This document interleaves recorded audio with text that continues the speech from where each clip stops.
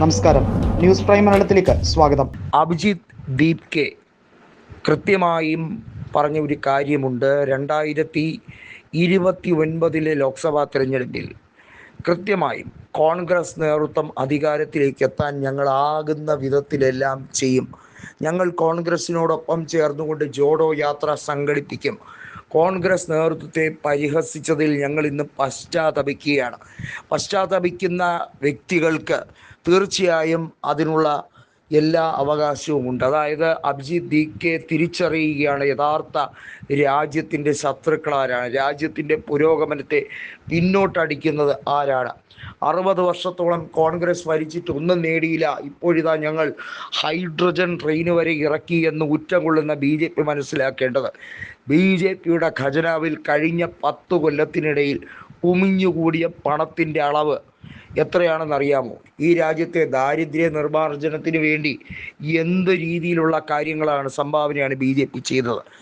പണക്കാർ കൂടുതൽ പണക്കാരാവുകയും ദരിദ്രർ കൂടുതൽ ദരിദ്രരാവുകയും അവർ തമ്മിലുള്ള അന്തരം വീണ്ടും വീണ്ടും വർദ്ധിക്കുകയും ചെയ്യുന്നതാണ് BJPയുടെ ഈ പോളിസി എന്ന് പറയുന്നത്. അതായത് അവരുടെ ഹിഡൻ അജണ്ട നടപ്പിലാക്കിക്കൊണ്ടിരിക്കുകയാണ്.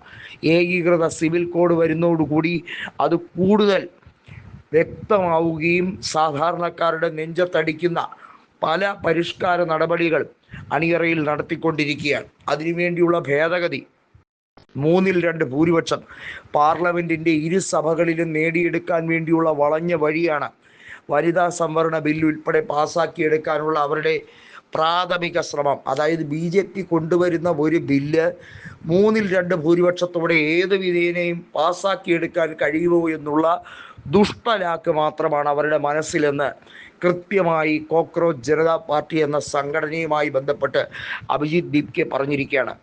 രാജ്യത്തെ സുപ്രീം കോടതി നിഷ്പക്ഷമായി പ്രവർത്തിക്കുന്നില്ല എന്നതുകൊണ്ട് മാത്രം ഉദയം ചെയ്യേണ്ടി വന്ന ഒരു പ്രസ്ഥാനമാണ് കോക്രോച്ച് ജനതാ പാർട്ടി.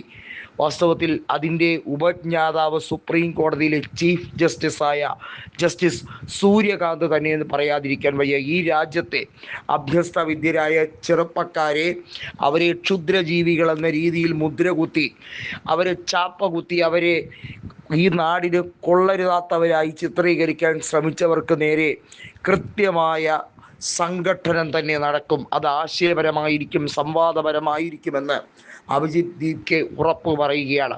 സോനം വാങ്ചുക് സത്യാഗ്രഹം ഇരിക്കുന്നത് രാജ്യത്തെ യുവാക്കൾക്ക് വേണ്ടിയാണ്, രാജ്യത്തെ പൗരർക്ക് വേണ്ടിയാണ്.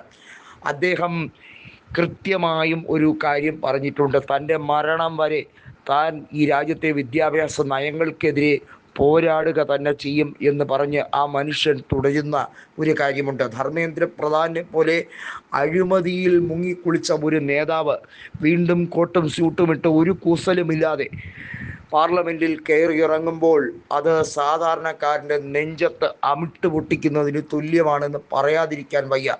അങ്ങനെ വരുമ്പോൾ അഭിജിത്ത് ദീപ് കെയും സോനം വാങ്ചുങ്ങും ഒക്കെ കോൺഗ്രസ് പ്രസ്ഥാനത്തിൻ്റെ ഭാഗമായി ഒരേ പ്ലാറ്റ്ഫോമിൽ പ്രവർത്തിക്കുമ്പോൾ രാജ്യവിരുദ്ധരെന്നും രാജ്യദ്രോഹികളെന്നും വീണ്ടും വീണ്ടും അമിത്ഷാ പറഞ്ഞുകൊണ്ടേയിരിക്കും.